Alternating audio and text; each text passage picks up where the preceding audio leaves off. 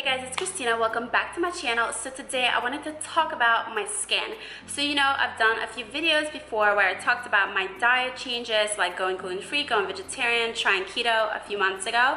And that's where I actually realized was with keto is that sugar was a big part of my skin problems.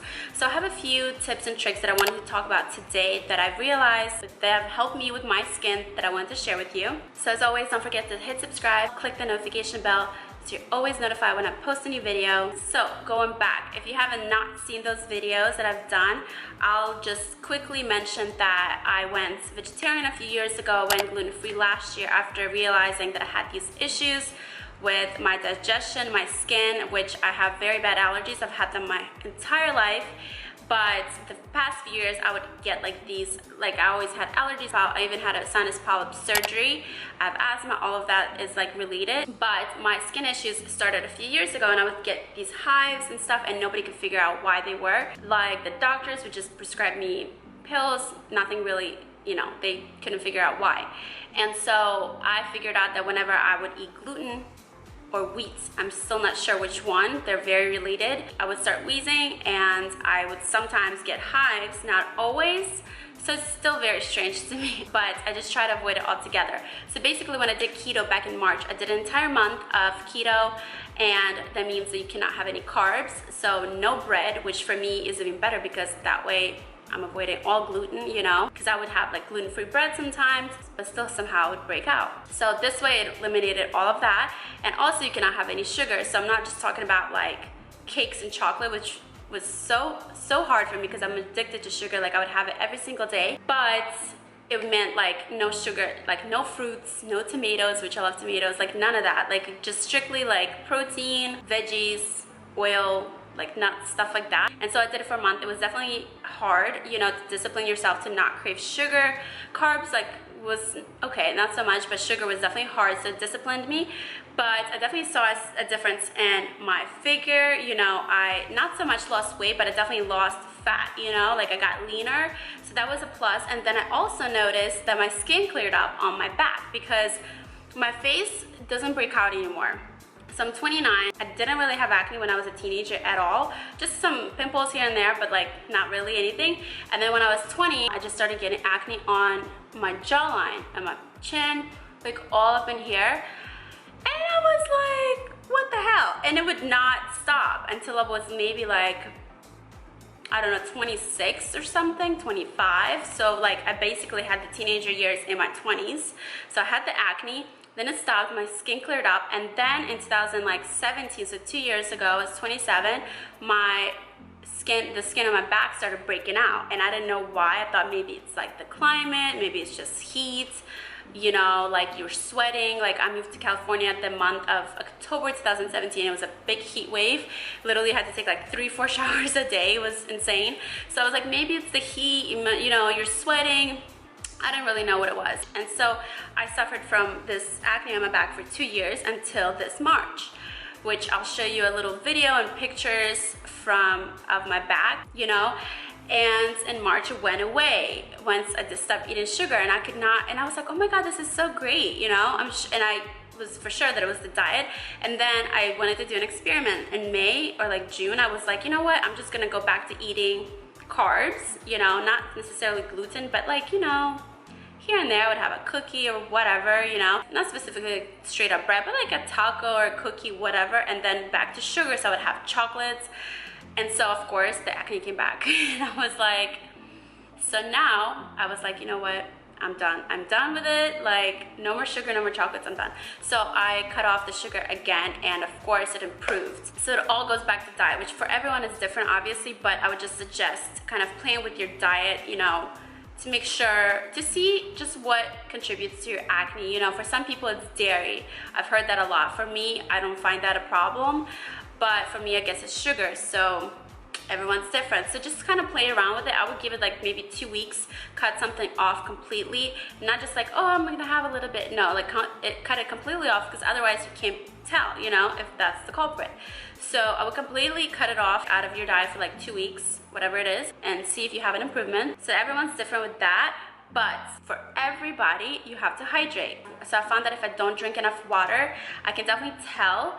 And when I did keto, it completely messes up your body. Like you get the keto flu, you start getting tired, I started getting headaches, which I never get headaches ever, even if I'm like hungover. I never get them, but I started getting headaches, and that's because you have this imbalance of electrolytes, ketones. It's like all this stuff in your body because it's adjusting, and you're also flushing out the water. So you have to add salt to your diet, like actually put salt on there so you don't get the headaches. So it's a whole learning curve for me, which now I'm more aware, but hydrating is very, very important. So not only does it help obviously your body, your brain to function well, but also it really is important for your skin. And you can tell when you're dehydrated because your urine is going to be dark yellow. You're going to be tired, you might get headaches. Everyone's different. There's so many different symptoms, but hydration is definitely key. So I went and got these because I've been trying them lately, and I actually showed them on my Insta story. So basically you add these to your water and it gives you more hydration. So it's basically like drinking 3 times the water. Like, it's crazy science, but you're basically getting the nutrients that otherwise you wouldn't get, and it helps you hydrate better and get those electrolytes and the nutrients, but also it has a nice flavor to it. So if you're not a fan of drinking water, like a gallon a day or whatever you're supposed, I heard that like you're supposed to drink, basically you take how much you weigh in pounds, divide that by 2, and that's how many ounces you're supposed to drink. So say I'm like 115, which I fluctuate. So say I'm like 114, right? Like it fluctuates, but say I'm like 114 pounds. So half of that, so it's 57. So that's how many ounces a day you're supposed to drink of water. So if a bottle has like 12 ounces in it, I'm supposed to drink like 5 of them a day, which, it's not too bad, but some people definitely forget. And if you're not a fan of just drinking plain water, this helps. They have 3 different flavors. The other one I already drank, but this one is lime, this one is grapefruit, and the other one is blood orange. And this is also good for keto because the total carb is only 6 grams and the total sugar is also 6 grams, which is great because in sports drinks regularly it's like 30 plus grams of sugar, which is insane. Again, you don't want to add sugar to your diet if you're trying to clean up your skin. And this one has 5 grams of sugar and 6 grams of carbs.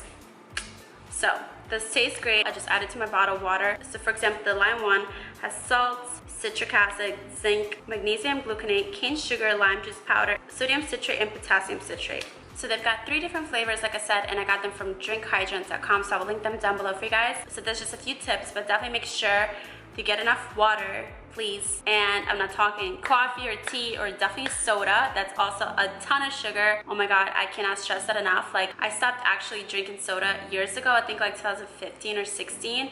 I would still have like, if it's a shooter, if I'm at a bar, I don't drink like rum and coke or something like that. But if it's like, I don't know, say like a little shooter with like a tiny bit of Red Bull in there, or like ginger ale or something like that, I don't know, like whatever you put in a tiny shooter, maybe like that, but that's it. I don't drink soda by the can with my lunch. I don't order drinks like alcoholic beverages with soda at all. If anything, I might do like a tequila soda because soda is very light. It like dilutes the alcohol, but it doesn't have any, sugar in it, which alcohol is still not very good for you, so I wouldn't recommend it, especially for your skin, which when I did keto, I did that in March, and like 2 weeks, I think, before I started keto, I started a 1 month of no drinking, which also helped me clear my skin up for sure. So all of that definitely disciplines me to not crave sugar, to say no to bread, alcohol, like everything like that. So it's definitely a very cool thing to do if you want to give yourself that challenge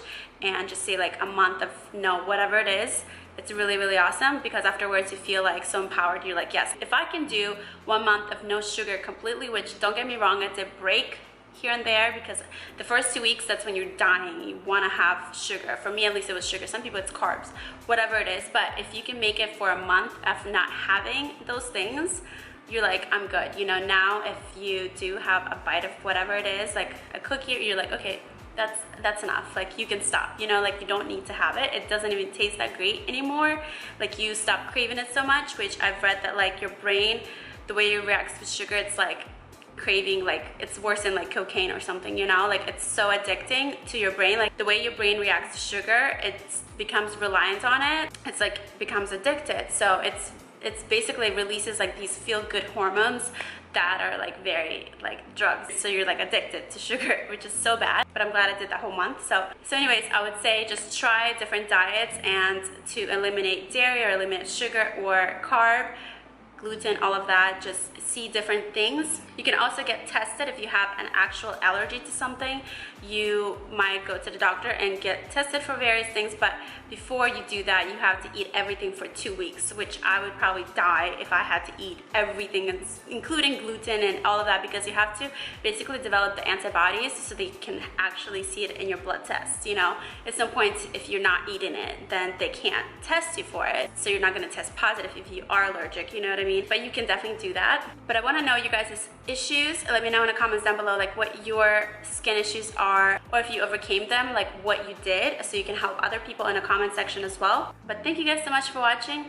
I love you. Don't forget to subscribe to my channel, hit the notification bell. If you have any questions, leave them in the comments down below, or add me on Instagram and DM me on there. And I will see you in my next video.